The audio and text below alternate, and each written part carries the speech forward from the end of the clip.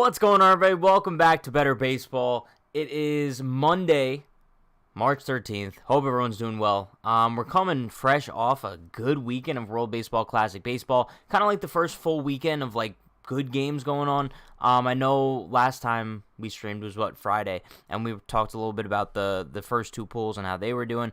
But we're coming fresh off the USA getting absolutely dominated by Mexico last night. It was what's like a good word to describe it? A massacre?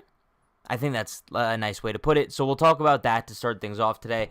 We'll talk about Team Venezuela a little bit because they're undefeated in their pool, and I'm kind of intrigued by them. We talked about them on Friday, and I told you guys, bro, don't sleep on Team Venezuela because they have an insane lineup. They might have the best lineup in the entire World Baseball Classic, even though DR's stacked. And also, their pitching isn't horrible. And then we'll kind of end things off today by, I guess, power ranking the AL East, giving my take on who we think is going to finish where. And, yeah, bro, I'm looking forward to it. It's going to be a good show. So lock in, put your seatbelt in. Bro, let's go. But, yeah, let's start things off talking about last night's game, talking about Team USA. Because, dude, you guys know, I said this at the start of the World Baseball Classic, I'm riding with Team USA all the way. And I know their pitching isn't great, but I really thought that their offense would be able to just push them to a different level, even though the pitching sucks. We haven't seen that so far. They barely beat a Great Britain team that is horrible. Bro, also, can we acknowledge the fact Great Britain's jerseys look like they were made maybe in a children's play store? Dude, I guarantee you, my high school baseball team's jerseys were better than Great Britain's. Bro, they look like they were made in Microsoft Word. They just took the most generic font ever, slapped it on the front of the jersey, and made it 12 size font. It's like Times New Roman, bro. Regardless, they barely beat Great Britain. They won that game 6-2. The offense just wasn't clicking. And then obviously last night we saw what happened. They lost. I think the final score was 11-5. And that's with an absolutely stacked lineup. We went over Team USA's lineup. You have guys like Mike Trout, Mookie Betts. Trey Turner didn't play last night. For whatever reason, I don't know. But you had Pete Alonso in the lineup. Like him or hate him, I guess he's a good hitter. He didn't hit last night. But yeah, bro, Team USA just needs to get themselves together because this would be the first time in tournament history that they didn't make it out of pool play. Let that sink in for a second. That sink is knock on the door. Let him in, bro. If Team USA does not make it past this pool, the pool play, it will be the first time in tournament history. Tonight they play Canada. Canada's coming off a mercy rule win over Great Britain, so Canada's offense isn't really one to play with, I guess. I don't know. Team USA's pitching has to step up. We knew going into it that the starting pitching wasn't great, but now, bro, the fact that the bullpen wasn't great, too, it's now I'm starting to get concerned because I always had the hope that even though, Team USA had mediocre pitching, they would kind of step up and maybe, clutch up. I don't know. Kind of like how they did in 2017 because, when we went over the rosters, I mentioned in 2017, Team USA didn't have the best pitching staff, but they showed up and got the job done regardless. I was hoping that would be the case this year, but based on what we've seen so far, Adam Wainwright didn't look great in Game 1. Who even started yesterday's game? Can I be honest? I don't know who Nick Martinez is.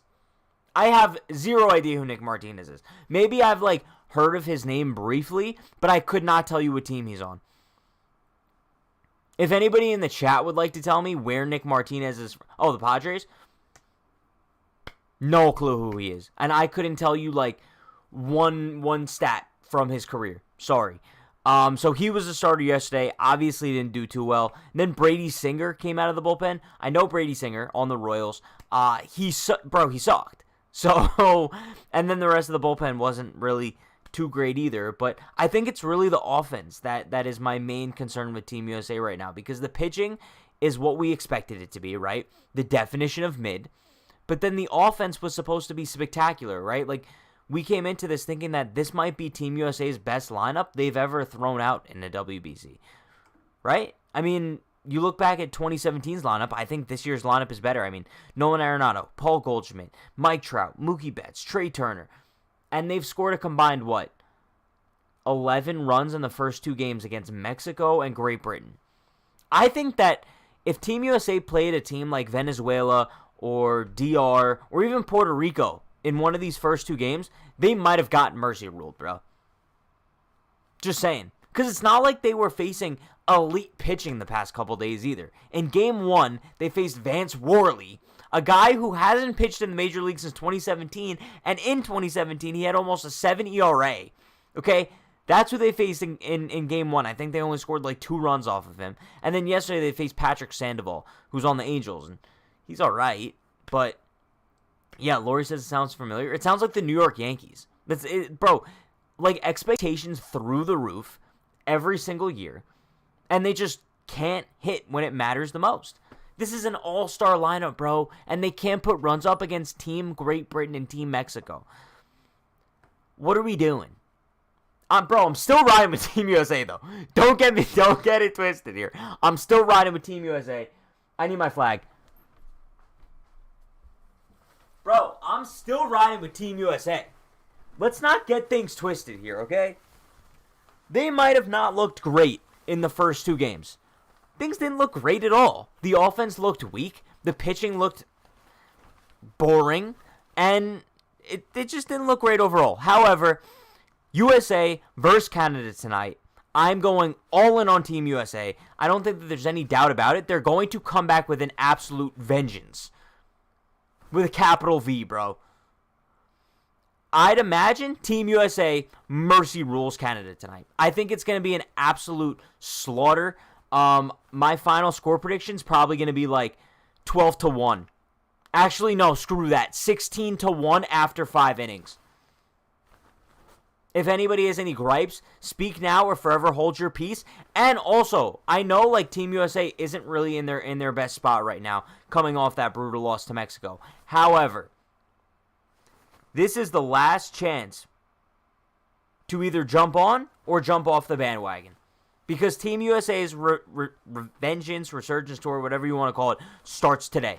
I don't think they're going to lose another game for the rest of the WBC. Just throwing that one out there. So, if you're either with us or you're against us at this point. That's all I have to say. So, I just hope that the offense could get it together. Because if not, they're in big trouble. But, yeah, that was a little heated to start off today's show, but that's fine. Getting into topic number 2 here, it is Team Venezuela, bro. Team Venezuela. I don't know, I can't say enough good things about Venezuela. I'll pull up the standings right here, just so we can look at it real quick. But Venezuela is, them and Japan are the only 2 teams, well, when I say only 2 teams still undefeated, I kind of just mean like I'm ignoring Canada and Colombia being 1-0. I think, bro, you can only be considered undefeated if you're 2-0 or more. That's the only thing I consider. And yeah, obviously, like when you look at the brackets here, the first 2 pools are done. So Cuba and Italy advance, Japan and Australia advance, and now it's just pools C and D. So I think these pools wrap up like Wednesday or Thursday. Not too sure. But yeah, I think Venezuela is significantly underrated. We saw them beat 2 really good teams to start off the bracket. They beat Dominican Republic in an upset in Game 1. Their offense looked great. And then yesterday, bro, they were doing better to start off the game. But, yeah, bro, they still won against Puerto Rico. They kind of, like, fumbled almost towards the end, but they still won. So, a win's a win. But, bro, Venezuela's severely underrated. I think that you look at a lineup of guys like Ronald Acuna Jr., Jose Altuve, Gleyber Torres, Salvador Perez, Miguel Cabrera. Like, that's a team that can get the job done. And their pitching is honestly better than USA. I was kind of, like, iffy about it coming in, but, like, the more you look at their pitching, I think it's better than ours. They might not be the best team in the World Baseball Classic, but they're definitely the hottest right now. And I think their schedule might be pretty favorable for the rest of their pool. They don't play today, but tomorrow they play Nicaragua, who's 0-2. So that should be an easy win for them. Bro, I think they've already, like, qualified themselves to move on, to be honest. Because then on Wednesday they play Israel. And then I think that's their final game. So, bro, they should easily beat Nicaragua and Israel and then go into the next round 4-0, just like Japan. Just saying. And I do want to look at like the rest of their pitchers they have going, because I know game 1 they started Martin Perez, and then game 2 they started Pablo Lopez, who were, bro, 2 really good pitchers.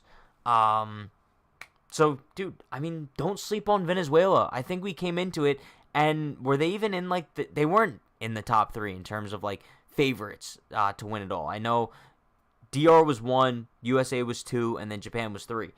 And, bro, Japan's intriguing. Japan's really, really intriguing, to be honest. Like, dude, don't sleep on Japan. But, yeah, dude, I think the bottom line here is don't sleep on Venezuela. That's it. Don't sleep on Venezuela, because especially with these next 2 games, they're going to go into the second round really on a hot streak, because I'm expecting them to go 4-0 in pool play. But yeah, bro, I mean, I'd be lying if I said I wasn't concerned about it. I hate to go back to Team USA, but I just saw the comment from AB saying Lance Lynn's our best pitcher. Yeah, Lance Lynn's probably our best pitcher, but on the bright side, Lance Lynn is on the mound tonight against Canada. So if there was any game to kind of throw out your horse, it's today. Bro, they just got to get hot at the right time. It's like the Phillies from last year, right? Like, the Phillies just got hot at the right time, and they rode it all the way to the World Series. Team USA could get hot, and their pitching could get hot. Maybe yesterday was like a wake-up call. They could get hot at the right time and just go all the way. But, yeah, let me pull up Venezuela's roster real quick, just so I could see who the rest of their pitching staff is.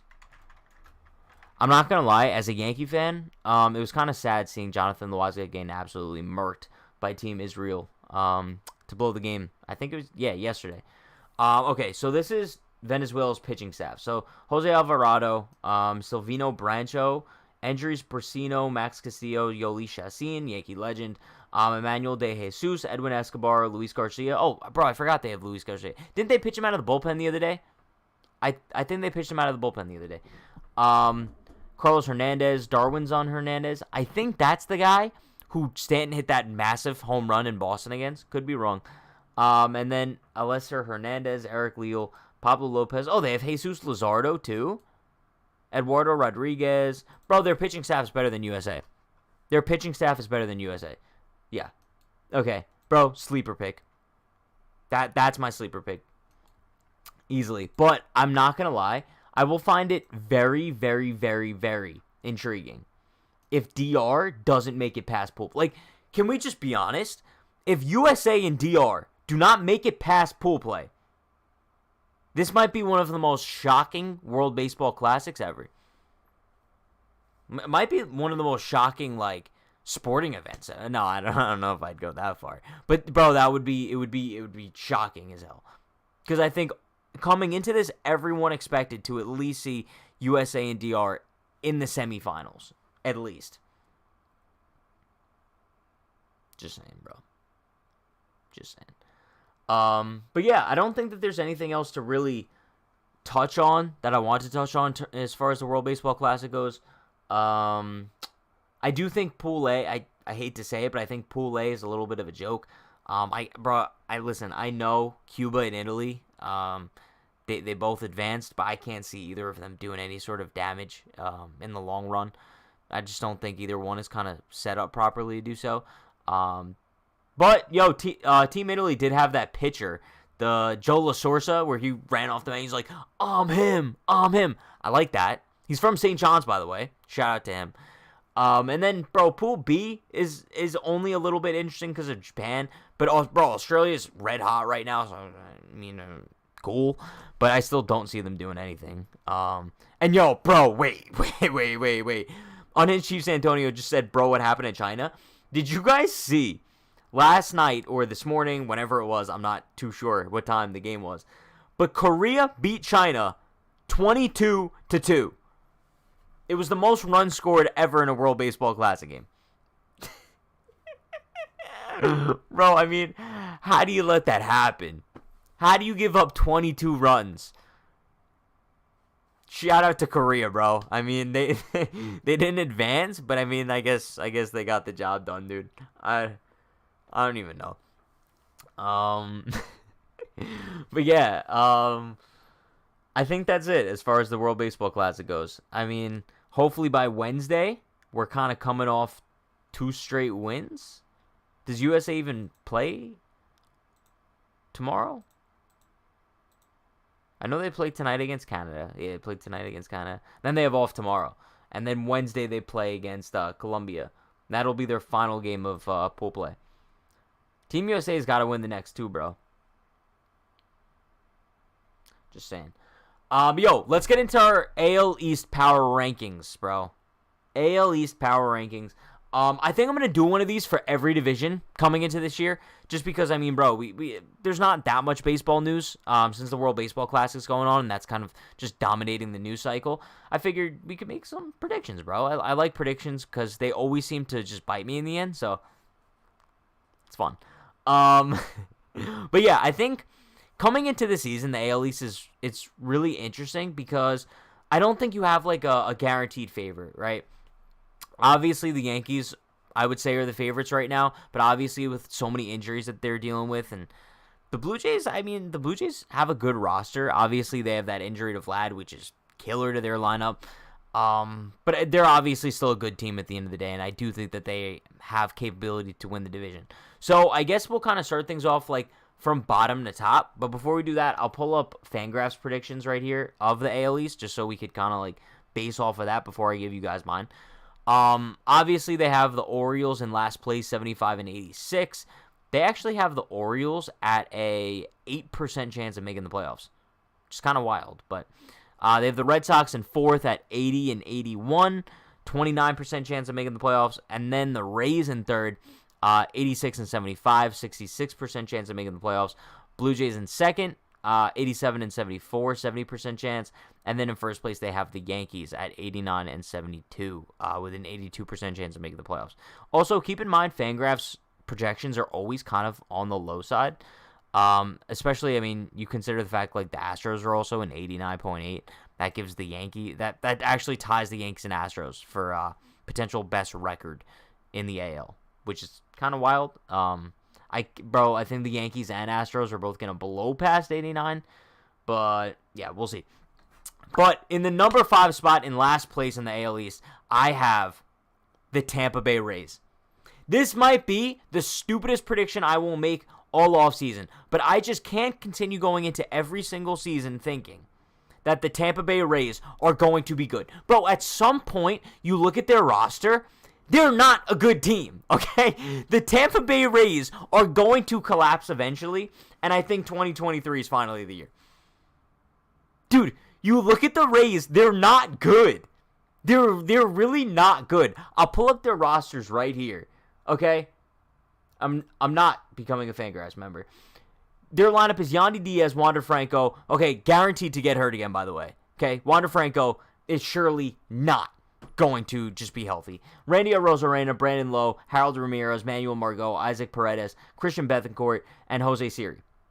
It's a serviceable lineup. Serviceable. Not great. And then their rotation sucks. Yeah, dude, I'm going on the record saying their rotation sucks. Shane McClanahan, all right, maybe it doesn't suck. It's not fantastic. Shane McClanahan, who's bound to regress. Bound to regress, bro. Drew Rasmussen, Zach Eflin, Jeffrey Springs, and Luis Patino. The Rays, it's going to be a shock, but the Rays are going to finish last this year. And I think it's going to be a wake-up call to everybody that they can't keep throwing out just random players and being good every year. This is going to bite me. But this is my hot take. In 4th place, I have the Baltimore Orioles. Baltimore Orioles in 4th place.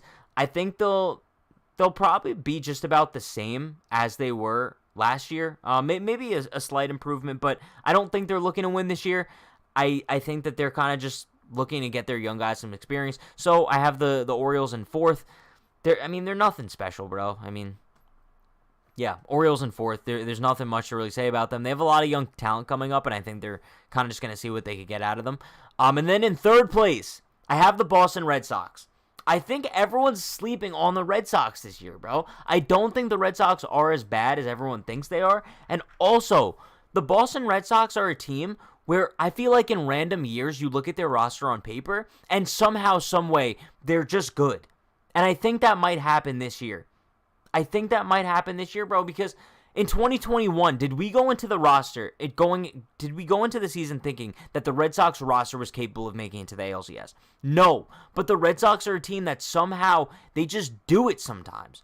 And I think they might do it this year, bro. Also, yeah, I mean, I think their spring training record is absolutely killer. Granted, spring training doesn't really mean much, but I do think that they're capable of doing some damage this year. I'll pull up their roster real quick, just so we can kind of go over, just because I think some people might think I'm crazy for thinking the Red Sox could finish in third.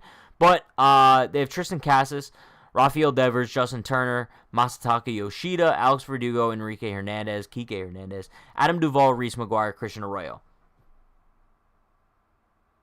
This lineup doesn't suck.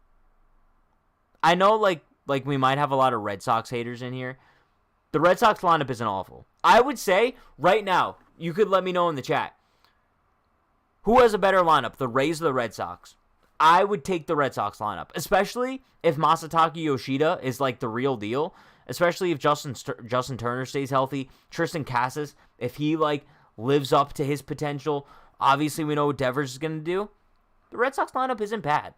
And then in their rotation is going to rely heavily on health, obviously, because you have two guys leading the rotation who obviously really haven't stayed healthy to start the year, Kluber and Sale. If those two guys stay healthy and perform, that's a good top of the rotation. And then Pivetta, Houck, Cutter, Crawford. Not a horrible rotation if they're healthy. So I think my main point in picking the Red Sox for third place is really just health, bro. If the Red Sox stay healthy, I think that they have a lineup and pitching staff capable of being a third-place team. And you already know that they have like that mental factor that kind of just maybe puts them over the edge some years. And, bro, Alex Cora's a good manager. So, I don't know. I'm still trying to get past the fact that I picked the Rays last.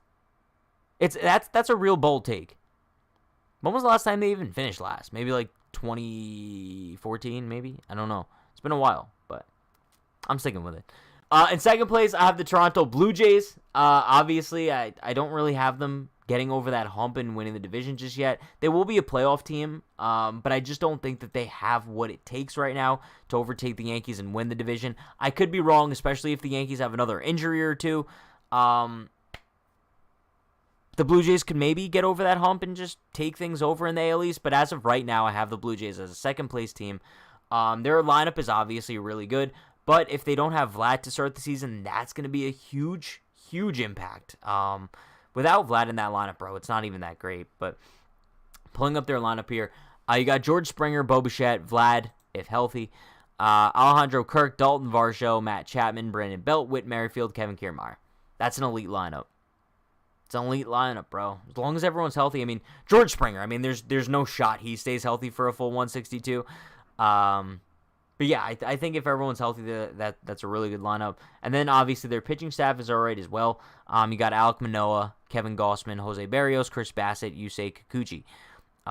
That bottom three is but I think the first two there are pretty good. So yeah, bro, I know the Blue Jays usually choke when it matters the most, but I can't, bro. If anybody's putting the Blue Jays as lower than a second place team, I question you.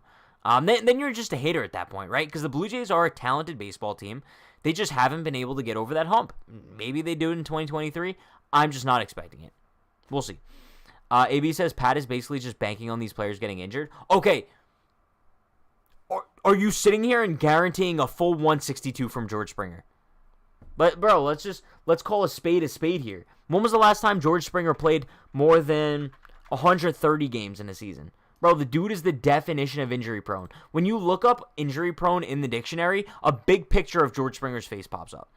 Dude's injury prone. Like, it's not my fault. Okay, he actually played 133 games last year. So that kind of kills my narrative a little bit. But I don't know, dude, I feel like he's always injured.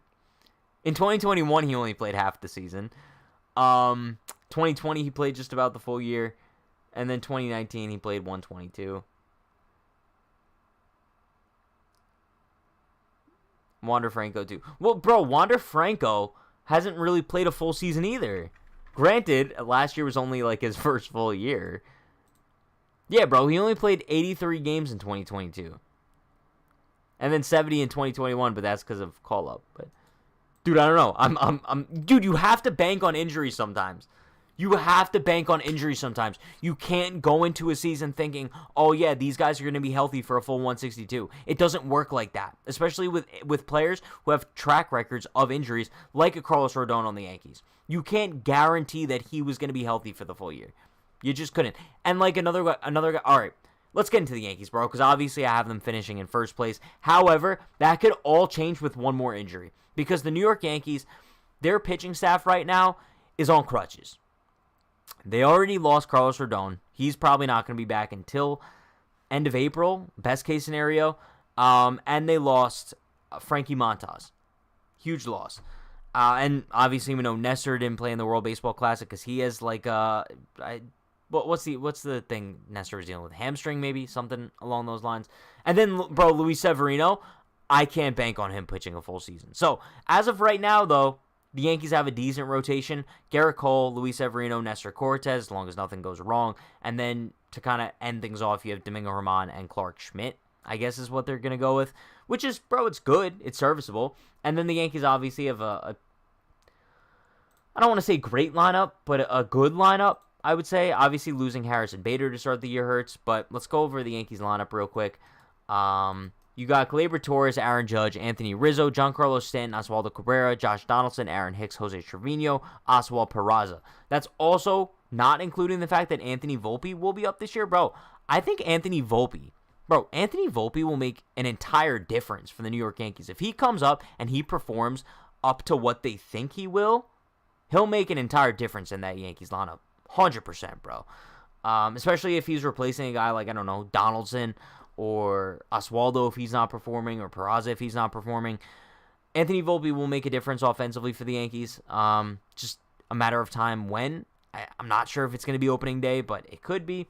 I guess we'll have to wait and see on that end. But in terms of their bench, I'm not too sure if I agree with DJ being a bench bat. I'd probably put him at third over Donaldson, but you guys kind of get that point. And then their rotation, like we just went over. You have Cole, Sevy, Germán, Schmidt, Nestor. And then also, I mean, you look at their bullpen. I think this is one of the top bullpens in Major League Baseball. You got Clay Holmes, Jonathan Loáisiga, Michael King, Wandy Peralta, Ron Marinaccio. Those are like your core five.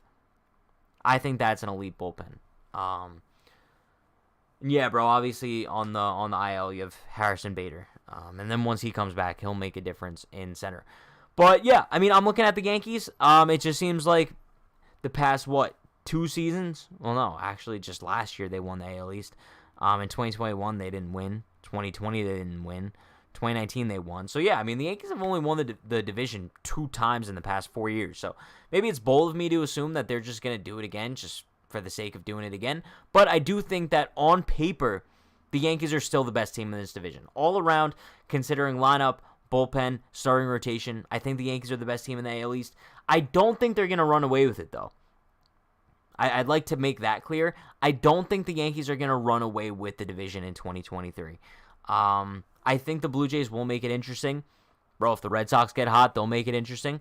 If the Rays don't completely collapse like I think they will, they can make it interesting too. And bro, who knows? Maybe the Orioles can make things interesting too. But the Yankees, if they do want to win the division by a comfortable margin, they are going to have to make some moves at the deadline because obviously I don't think that lineup is going to be too great if they lose anyone else. But as of right now, the Yankees are the team to beat in the AL East. I don't think that there's any debating that. If someone did want to throw a debate at me, if for the sake of the Toronto Blue Jays winning it, maybe I could hear you out. But as of right now, I'm sticking with the Yankees as my AL East champions. Yeah. That's all I have to say. Antonio says, Pat, your opinion on the Martian spring training starts. Bro, I think Jason Dominguez looks awesome. Like a young Juan Soto, right? I saw the comp on Twitter the other day. Dominguez looks great, but also at the same time, anybody calling for him to start for the Yankees on opening day doesn't really make too much sense. I think he's only 20 at this point. Barely has any time in Double-A.